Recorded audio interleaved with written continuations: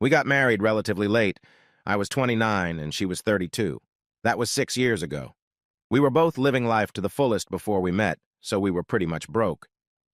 Premarital discussions included both our desires to have children and our desire for Julie to be a stay-at-home mom until the youngest child went to school. We both agreed that having a full-time parent at home was important for the child's well-being, if it could be afforded. This meant that until we had children, we had to save enough money to get through bad harvest years. That meant Julie working full-time and me doing the same with as much overtime as I could eat. I was used to working double shifts on Fridays, getting off work late on Saturday and working another 12 hours. That was paying off, too. We now owned the house outright and the bank account was steadily growing. Recent discussions have led me to believe that children would be in the plans very soon. Of course, even before Julie reached 40, so that the chances of conceiving our first child didn't go down. That's why our conversation Thursday night was so strange. Dave, I want to discuss a trial separation. How do you spell distrustful? I was shocked to the point where my brain froze. All I could say was, what? Those of you who have ever been dumped by a boyfriend, girlfriend, husband, wife know the feeling. The person who gets dumped has it all planned out and is fully prepared. The person being dumped is unprepared and confused. That was me right at that moment. My next statement was, therefore, equally intellectually stimulating. Why? I just think we need a little break from each other. You have to admit, Dave, that you're not as romantic as you used to be, and you don't seem to appreciate me as much. You always say you're too tired to go out more than once a month. You don't make love to me 4 times a week like you used to, and frankly, you're putting on a little weight. Surely you'd agree that a little break would be good for us. How about a month, Dave? Then we'll see how we're doing. I'll stay at Frida's. Feel free to call me whenever you want, but I don't think we should see each other more than once a week. More than that, and it wouldn't be much of a separation, would it? Just be assured, Dave, that I love you very much, and I know we'll make beautiful children together. I'm sure that in a month, 2 at most, we'll be back where we were before. With those words, Julia stood up, picked up her 2 suitcases, and headed for the door. I don't have any say in this, Julie, I stammered. I've made my decision, Dave. Please sit down, Julie. She reluctantly returned. Who is he, Julie? God, I knew you'd think that. I just told you I love you, Dave, just you. There's no one else. So there's no need to tap my phones, spy on me, put a GPS tracker in my car, or hire a private investigator. In fact, if you do any of those things, I might interpret it as a distrust of me and a reason to reevaluate our relationship. She tried to stand up again, but I grabbed her arm and pulled her down. It's not fair, Julie. You've had days or weeks to plan your little speech and your little gamble, but this is all new to me. What's the gamble, Dave? I was glad that her face finally reflected the embarrassment I'd been feeling. You realize, of course, that you've just jeopardized our relationship, Julia, with your one-sided antics. She reeks of contempt. I've always treated you as an equal partner in our relationship and would never think of doing something so risky without asking your opinion. What risk, Dave? I love you. You love me. What's the big deal? It's only for a month or so. If I miss you before then, I'll be back like a shot. What do you mean by contempt? I mean you haven't given me a chance to defend myself. For example, we hardly ever go out together because I work overtime on Fridays and Saturdays. We agreed on overtime to improve our financial situation. We don't make love as often as we used to, partly because we've been married for 6 years, and partly because I'm always so wound up. I put on weight because you offered me a supervisor position for extra money, which isn't a practical job. It's exactly what I've been thinking about lately, so can you please stay so we can discuss it? I'm sorry, Dave. I promised Frida I'd go out with her tonight. With those words, she got up, grabbed her bags, and headed for the door. All I could say was, just remember you're married, Julie. With only a brief pause, she headed for the door. The next day, I returned to work at 10 a.m. with sandwiches made from a week's worth of bread. In the evening, I went to the 24-hour corner store for some supplies. When I got home after 11:30 p.m., the message light on my phone was flashing. It was Julie saying she missed me and thanked me for giving her some time without calling. I was starting to get annoyed that I was busting my ass to put 3 times as much money in the bank as she was, while she was having a social life. Funny, I'd never taken offense before. Neither of us called each other on Sunday. On Monday, I went to my boss and told him I was sorry I wouldn't be able to work overtime for a while. When I didn't contact Julie until Wednesday, she called me. I felt a little guilty for cold calling her, so I went to Frida's house after dinner on Thursday. I took a bouquet of flowers and a box of chocolates as a peace offering. Frida was Julie's best friend. She had been divorced for a little over a year. I never knew exactly why, but I suspect it was because she may have cheated on her husband. She explained that Julie was in the shower. I waited on the couch and Frida sat next to me. She came much closer than I was comfortable with. I quietly shuffled away, but she followed me. Thank goodness Julie came down at that moment. I gave her flowers and chocolates. Our conversation was somewhat strained, nothing like the usual easy conversation. After some small talk, she asked, "Did you want something, Dave?" I have to admit I was a little puzzled by this. "No, I just came by to ask my wife out tomorrow night." "Sorry, Frida and I already made some plans." "Wait, tomorrow's Friday. You work Friday nights." "No, I quit." "What about the money?" "Well, I've decided to prioritize my family and my physical health."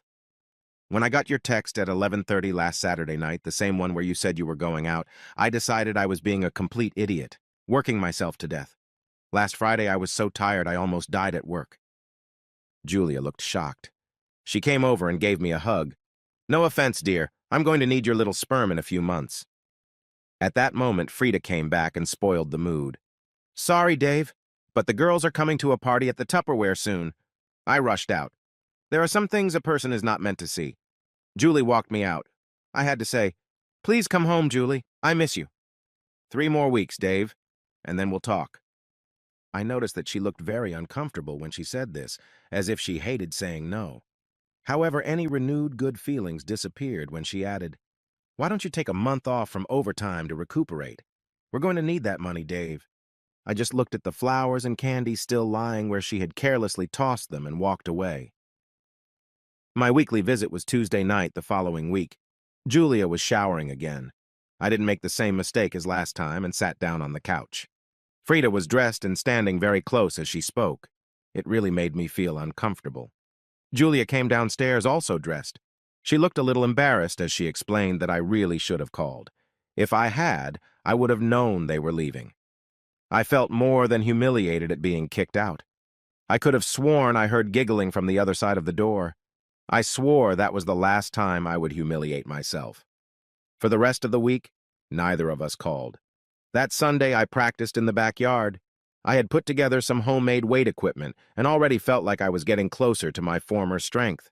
Suddenly, I felt someone's arms around me from behind and someone's body pressed against my sweaty back.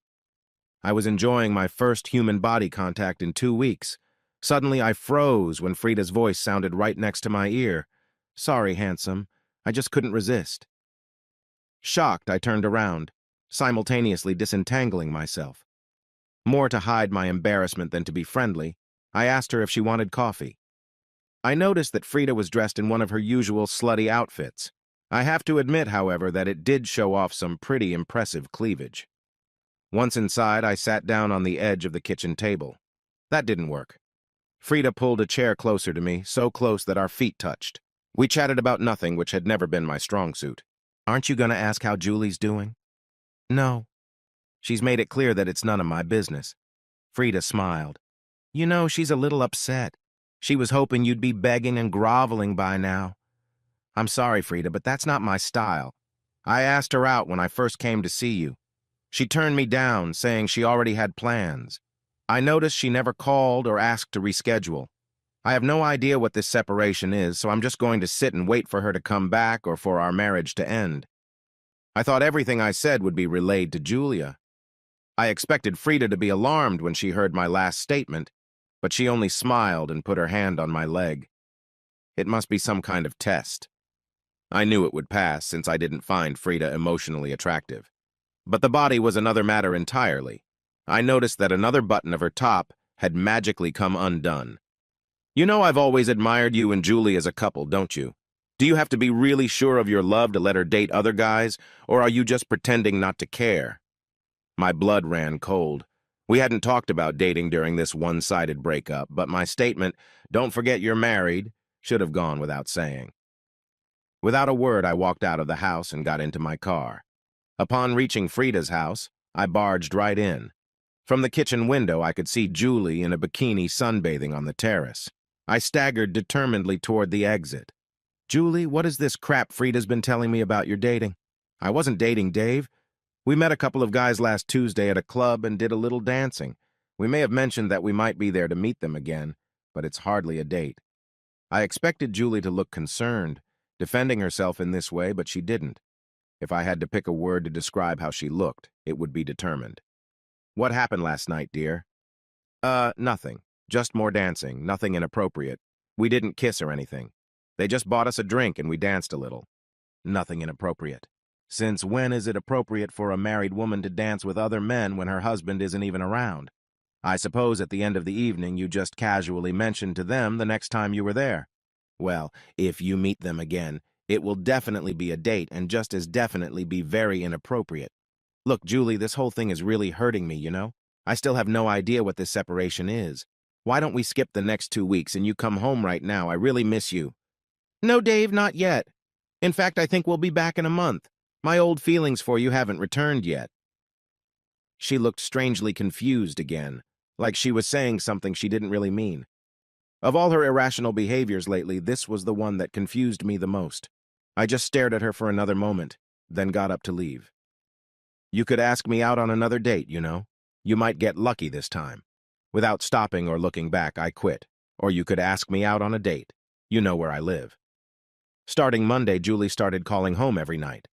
The conversations were always short and awkward. I got the impression she was just checking to see if I was home. I didn't like that. Friday night, she called at 7 o'clock in the evening. Forwarding the home phone to my cell phone as I had programmed worked like a spell. I could clearly hear music in the background. I almost made it to Frida's house and made sure Julie's car was gone. 10 minutes away from Frida's, I saw Julie's car in the parking lot of one of the bars. I peered out the window of the bar until I saw Julie and Frida sitting alone in a booth. As I watched, 2 more girls joined them. In one, I vaguely recognized another of Julie's friends, Deborah. The other was unfamiliar. I watched as Deborah introduced her to Julie and Frida. While they were distracted, I crept to the far corner and hid at the far end of the bar. With an effort, I caught most of what was being said. Deborah was saying, "You're crazy, Julie. From what you said, Dave is much more romantic than my husband." Another voice, presumably belonging to a stranger, interjected, "Yeah, I think so too. I'd kill for half of what you say you're getting from your ex." Frida intervened. "Don't you think Julie deserves better? I mean, look at her. She's beautiful." Deborah said, "I don't know, but it sounds like a very dangerous game. How do you feel about him, Julie? It sounds like working so much overtime, the guy must be wasting most of his time. You keep him in bed all Sunday and fuck his ass? Hell, if he was mine, that's what I'd be doing." Julie spoke softly, so I didn't hear a word of her response, which went on for several minutes. All I heard when Julie finished was Deborah starting up again. "And you're making this guy fight for you." At that moment, someone turned on the jukebox. The bar was filling up fast. I wondered how long it would be before these guys showed up. For the next hour, I watched a multitude of guys approach the girls, trying their luck. They all walked away disappointed. Then I noticed that stranger heading towards the bar. As she approached my corner, I made room for her. She smiled at me and ordered 4 drinks. Up close, she appeared to be quite an attractive lady, short brown curly hair, and an easy smile. While she waited for her drink, she turned to me. "Do you come here often?" Hey, that should be my question. "Well, you've been too slow." We chatted casually until her drinks arrived. I didn't miss her probing look at my ring finger. Because of my job, I almost never wear a ring. She surprised me. "Look, the conversation at my desk is fucking awful. Do you mind if I use you as an excuse to leave them?" "What? How could I mind a beautiful girl talking to me? What do you think? But I must warn you, I'm married, but my marriage is in dire straits. That's why I'm here." "Oh, wow. Well, thank you for your honesty. I'm just looking for some company, so if it's okay, I'd like to chat." She gave me a mischievous smile and was back in 2 minutes. For the next hour and a half, we chatted casually. I kept looking around to make sure we weren't being watched. I noticed that a man had taken an empty seat at the girls' table and was buying all the drinks. Sarah was a delightful girl, and we had a great time together. At 11:30, Deborah came over. I didn't see her until it was too late to hide. There was a look of vague bewilderment on her face. I knew the feeling. She knew she had seen me before, but couldn't remember where. I smiled as Sarah introduced us to each other. She whispered something in Sarah's ear that I was almost certain of. "You're right, he is cute. Julie offered us a ride home. You need a ride." I noticed the indecision on Sarah's face. "I really have to go anyway. It was nice talking to you, Sarah." I kissed her on the cheek. She blushed and walked away. Halfway to the door, she came back and handed me a business card. Without saying a word but smiling again, she left. I watched as all three girls walked out, leaving Frida and the guy at the table. I decided to give them a 5-minute head start in the parking lot. 2 minutes later, my cell phone rang. The caller ID showed it was Julie calling on the forwarded home phone. After greetings, she asked why there was music playing in the background. "Are we having a party at the house?" "I'm at the bar, Julie. I spent the evening chatting up a beautiful girl." "What the fuck, Dave? Who said you could do that? Are you saying you're the only one free tonight? Are you saying I'm not free? Of course you are. As long as we're married, I expect you to behave accordingly. Didn't you call me from the bar?" Yeah. And I guess those guys from last time didn't show up, did they?" "No, yeah, maybe." "Look, Dave, I told you I'm not dating." It was nice to see her confused. "Look, Julie, why don't we cut the crap and go back to the way things were before? Come home. I'll meet you there." Then there was a pause. "No, I'm sorry, Dave. I'm just not ready." "Okay, well then come over for the night." "No, sorry, Dave. I'll call you later." I went back to thinking about what everything I'd learned that evening meant. Without having a clear idea, I had the impression that the situation was getting out of hand. This time, Frida came in on Saturday afternoon. I asked her what the hell her friend was playing at, but she denied it. But not very convincingly. This time, when she tried to kiss me, I was ready. I held her at arm's length. "What the hell are you playing at, Frida? I'm married to your best friend, for God's sake." "That's for now, Dave. I just wanted to see if I had a chance after Julie left you." It sounded so contrived it was funny, but it reinforced my first suspicion. "You mean if Julie leaves me, Frida?" "Of course, Dave. I really hope you're up to it." Telling her that I felt very uncomfortable with the situation, I escorted her out the door. Frida didn't want to leave. In the end, I had to be blunt and tell her how inappropriate her behavior was.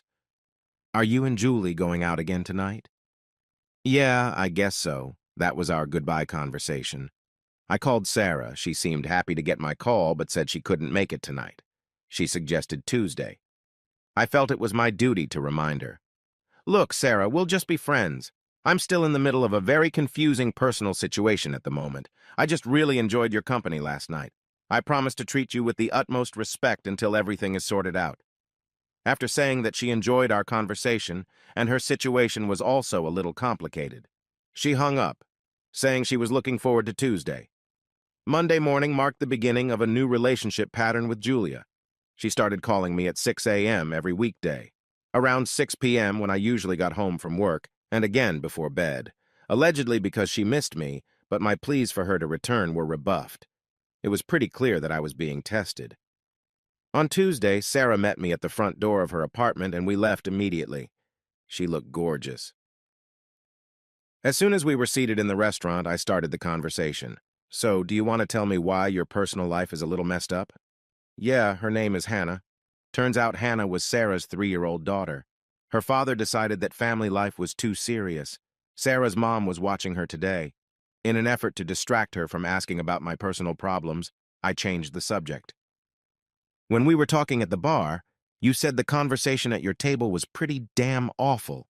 What was that all about?" "Oh, that. Terrible conversations and stupid people. There was a woman named Julie. She had just temporarily separated from her husband. But the stupid woman was determined to get back together with him. They were just about to have kids, and she had broken up with him to try to get him to fight for her, pamper her more, be more romantic and such. The sad thing, though, was that when she described what he was already doing quite a bit. He brought her flowers every week, went on dates every month, and seemed to always spoil her. Even though he works late every Saturday, on Sundays, he would get up early and make her breakfast. Last year, he even took her on a surprise cruise. Gosh, I would have been happy to get half of that from my ex. It made my friend Deb sad, too. She doesn't get anything like that. Some girls just don't realize how good they have it, I guess. Trust me, it gets even sillier. Even before they broke up, she was doing everything she could to make him jealous. Like what? Well, apparently she'd come home from girls' nights out later and later, deliberately wearing men's cologne. Heck, one time she even got a pair of panties from her friend Frida. The latter had only been from her lover, so you can imagine what they were like. She put them on the bedroom floor until the next day. Her husband didn't notice a thing. I think her husband is pretty naive. Or he just loved her so much that he never saw these things. When none of this worked, she and her friend came up with a trial divorce. The idea is that he was supposed to get desperate and fight like hell for her. But the guy does nothing. When he didn't react the way he should have, they decided to escalate things. She stopped calling him. He ignored her. Then she got her friend to put it into his head that she was dating. After all they've done, the poor guy just doesn't respond. To tell you the truth, I admire him. It's exactly what I would do if someone treated me like that. But what was really sad was when Deb asked how much effort she, on her part, had put into this marriage. I think at that moment Julie realized how one-sided her relationship had been. You'd think that would motivate her to stop all the nonsense, but it didn't. Now they've really backed themselves into a corner. They're stuck and have no idea what to do, all because a proud person doesn't play by their rules. Well, she could go back to him, spill everything, and get back to normal. Yes, that's what I would do, and I think that's what she really wants to do. Besides, I think her friend is spinning it. Frida gave her a couple of very vague looks on Friday. Maybe the friend is trying to drive a wedge between them to steal a husband for herself. You know, maybe you're right. That would certainly be consistent with what I saw, although it would probably make her a cold, mean bitch. If you were that husband, what would you do? Well, I don't know how their relationship has worked out so far, but my reflex is to dump the stupid, crazy bitch. Move on to someone who will actually appreciate him. At that point, the food arrived, and we moved on to more neutral topics. I couldn't believe how comfortable I felt with Sarah. When the waitress removed the empty glasses, my conscience wouldn't let me continue this farce. You know, Sarah, everything you said gave me the impression that you're a very decent person with very healthy values. Well, thank you, kind sir. Do you consider me a decent person? Without hesitation, Sarah replied, I pride myself on being a good judge of character, and I'm willing to bet money that you are a very good man. Oh boy, this isn't going to be easy. I reached across the table and grabbed her arms, probably in an attempt to stop her running away. Taking a deep breath, I dove right in. Please forgive me, Sarah, but I was a bit of a liar. My excuse is that I'm really confused at the moment and would do anything to alleviate the confusion I'm feeling. I want you to know that I really respect you, so I will tell the whole truth. Let me introduce myself properly. My name is Dave, and I've been married to a girl named Julie for 6 years. 4 weeks ago, she announced, despite my objections, that she wanted a trial divorce. Tonight, a new friend advised me to dump the bitch. Because of the extreme disrespect she's shown me, plus the horrible pain she's caused, I was already thinking along the same lines. You were right. I had treated her like a queen, but only now did I realize how little she had given in return. I watched the cavalcade of emotions on Sarah's face before I stopped at horror. She clamped her mouth shut with a clenched fist. Oh my God, did I call your wife a stupid bitch? Well, she is such a stupid bitch. Do you realize that the first words you said weren't about how I insulted you with lies, but how you could insult me? It just confirms what a wonderful person you are. Can you forgive me? Yes. You use me a little, but I can see why. Is that why you talked to me Friday night? You were looking for a spy? Hey, you were talking to me, remember? Can I count on your friendship until this case is resolved one way or another? Sure, Dave. But friendship is all I can offer. I want nothing to do with killing your marriage. Thank you. Your friendship is all I need right now. From my perspective, we had a perfectly happy marriage without the slightest hint of Julia being unhappy. One Thursday, I came home from work and she gave me a trial separation. She was about to leave, but I made her give me some sort of explanation. But not so much that I stopped being really confused.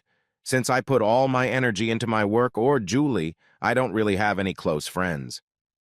Is there any chance that you can fix this? I don't know, Sarah. A big part of me thinks I'd feel like a total wuss taking her back after the way she treated me. Besides, after talking to you, I realize how one-sided my marriage was. I'm a little embarrassed to tell you this. By mutual tacit agreement, we moved on to more neutral topics. We had a lovely evening, which ended when Sarah wanted to change mothers. I suggested that she think it over and contact me. I said I would understand if I never heard from her again. The next day, I was walking to the grocery store when I was accosted from a coffee shop a little further down the street. I turned around and saw Julie, Frida, and another girl standing with her back to me. As I approached the table, my heart dropped when I recognized Deborah. She gave the game away by exploding, "You," when she recognized me. The expected phone call didn't come until 9:30 p.m. I was almost asleep, and no one feels better in that state. "Dave, didn't I warn you not to spy on me? The fact that you did just shows me your distrust of me. Not only that, it shows an extreme lack of respect. Look at it from my point of view, Julie. You pull this stunt on me and you refuse to tell me what it means. Don't you think I could try to find out for myself?" It was a clear violation of our rules, Dave. Your rules, Julie. Dave, darling, I just don't know what to make of all this. This trial separation just isn't working out the way I thought it would. I'm not sure I love you as much as I need to. I think we should extend it another month or two, see what happens. She paused, clearly expecting me to explode. I remained silent. Unless she'd changed her mind since last Friday, this was just an escalation to make me try harder. What's the old saying? If at first you don't succeed, try, and try again. Personally, I preferred the mining version of this variation. If at first you don't succeed, try more explosives next time. Just prolonging the separation and confirming her lowered opinion of me was pretty lame, I thought. Of course, there was more to it than that. Okay, Dave, I didn't want to do this, but I think it's only fair. I think I can go out with other guys. Maybe if I do that, I'll realize how good you are and get my old feelings back. She paused again, waiting for the inevitable explosion. This time, my silence wasn't intentional. I was simply at a loss for words. When I was able to speak, I chose to remain silent. I knew I couldn't control what I would say, but I knew it was unlikely to solve any problems. "Are you here, Dave?" I still didn't answer. I considered for a moment whether to tell her that I knew exactly what she was up to. If I laid all my cards on the table, she'd probably come back, but the underlying problem would remain. "Dave, I think your date would be a very bad move, Julie. In fact, let me make this clear.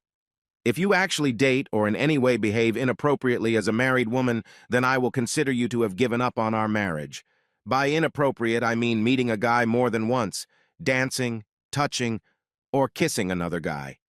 Am I making myself clear? I really don't know if we can save the marriage even if you come back tonight, but I'm willing to try. Please go back to where you belong, Julie." This time, the silence was hers. "Well, I don't think you're in a position to dictate terms, Dave. You don't own me. I think I'm free to find some of the romance and companionship I've missed over the last month." At this point, I was seriously starting to think Julie had lost her mind. Do I have to point out that the reason she missed romance was because she was running away from romance?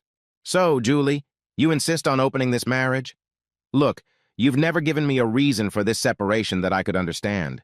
The closest theory I could think of was that you're trying to get me to work harder, to put more effort into our marriage. I brushed that off as too disrespectful. One of the benefits of you leaving is that I have time to think. I realize now that I think I put a lot more effort into our relationship than you did." And there was silence again. When she interrupted him this time, it was in a voice that was one step away from sobbing. It was as if she was slavishly following a plan that she suddenly realized was seriously flawed. "I'm sorry, Dave, but I've already made up my mind." The buzzer heralded the end of the conversation, and I suspected that it was also about our marriage. Sarah called Thursday night. She told me I was completely forgiven. I was more relieved than I can describe. She asked about the news, assuring me that she was only asking as a friend. I described my recent conversations with Julia, adding my analysis or her likely motive. "What are you going to do now, Dave?" "Just sit around and wait for her to bungle our marriage, I guess." "You want me to spy on her this weekend, Dave?" "No. Don't get dirty with that, Sarah. How about you find out where they are and ask me out to the same place? No, I'm not going to stoop to her level. But it's a good idea. I'd like to see you this weekend. We negotiated for a few minutes without much difficulty and finally decided to have a Sunday picnic. She didn't press me on why I wasn't free on Friday or Saturday. She knew. We must have talked for maybe 2 hours. It didn't take long to find Julie and Frida on Friday. The fact that they were sitting in the same old bar suggested to me that one of two possibilities was in play. Either Julie really was convinced that I was too scared to spy on her, or, more likely, she was relying on me spying on her. This time, I watched the whole thing through the windows, slightly ashamed of my actions. Julia was on her best behavior that evening. It was just her, Frida and Deborah. They just chatted until 10 p.m. Frida accepted several offers to dance, but the other two declined. Eventually, two persistent guys approached them, clearly targeting Julie and Frida. Soon, Deborah left, leaving the foursome sitting at the table. All the while, the girls furtively looked around the dark corners of the bar. I was pleasantly surprised when Frida and Julie left alone at 11:30. I followed the cab to their house and stood watching until the lights went out. Saturday was a different story. Once again, it was the same bar. This time, the same two guys were waiting and immediately hooked up. At 8:05 p.m., my marriage was over. After Frida came out from behind the table to dance with her chosen half of the dynamic duo, the other guy made his move. He moved closer to Julie, and from my vantage point, I saw him put his hand on her leg. In the 5 minutes I gave her to get him off, she must have looked around the bar at least 6 times. I walked into the bar. When she saw me approaching, she at least had the decency to push the guy's arm away. The look on her face could only be described as smug as she uttered her first gambit. "Dave, I warned you not to spy on me again." Her unfortunate victim, sensing my mood, stood up. "Confront me or run, I'll never know." Ignoring all socially acceptable behavior, I stepped very close to it, emphasizing its diminutive size next to my 6'1". With a low growl, I uttered the shortest phrase in the English language. "Get away!" He ran. Keeping my eyes on Julie's face, I sat down in the seat I had vacated and pulled a bundle of papers from my breast pocket. "These are the papers for a mutually agreed divorce. I've already filled them out. All you have to do is sign them. I've included a separate agreement to divide our assets. I see no reason not to split everything 50-50. It makes sense if I keep the house, since you've already moved out." I watched as the smug expression on her face changed to one closer to horror. I didn't wait for the show to end. I desperately wished Julie hadn't seen my watery eyes. She didn't utter a word as I ran away. Intrigued, I started looking out the window again. Julie was crying to the point of tears. 2 minutes later, Frida returned confused. As soon as she looked at the papers on the table, her face broke into a wide smile. For the next hour, I watched Frida do most of the talking. After 15 minutes, Julia stopped crying. An hour later, she looked completely relaxed. She seemed to have somehow managed to convince Julia that their plot was going according to plan. I didn't sleep well again that night. I knew the final confrontation was yet to come. More pain for a woman I just couldn't take my mind off of. I anticipated Frida's visit the next day and pretended I wasn't home when she arrived. I ignored several of her phone calls. There was nothing from Julie. At 1:30 p.m., I knocked on Sarah's door. She took one look at the bouquet of red roses in my hand and hugged me tightly.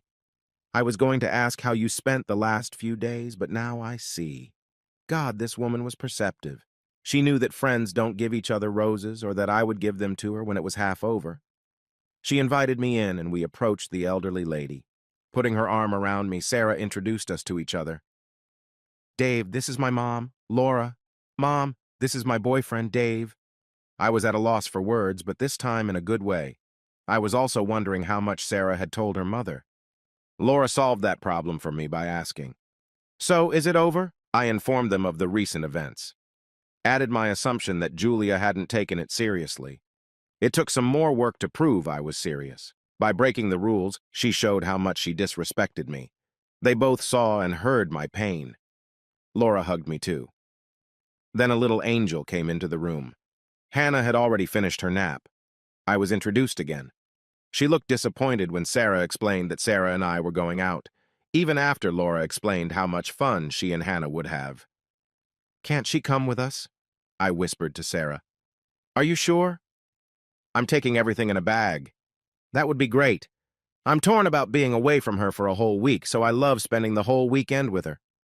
Hannah brightened up when she was told the news. We had a great day by the river. Sarah complained that she felt a little left out, but I knew from her wide smile that I shouldn't take that too seriously. I got both ladies home, where Laura treated me to dinner. I left with another chaste kiss on Sarah's cheek. When I got home, Julie must have been hiding in her hiding place a little farther down the road. I didn't even have time to open the front door when she pulled into the driveway. She left the engine running and got out. In her hands, she held the papers I had given her on Saturday. Here you go, Dave. Signed and witnessed. Good night. I was stunned when she walked back to her car. She jumped back in and buckled up. Putting the car in reverse, she rolled down her window and called out to me. Now that I've figured out your little bluff, maybe you'll ask me out this week. I'm free on Wednesday. With those words, she walked away. Men are from Mars. Women are from Venus. I'm from Earth. And Julie seems to be from somewhere in the Horsehead Nebula. If it was over screaming, it would be some kind of creepy screaming. The screaming started on Monday night. Frida was waiting for me in the driveway when I got home from work.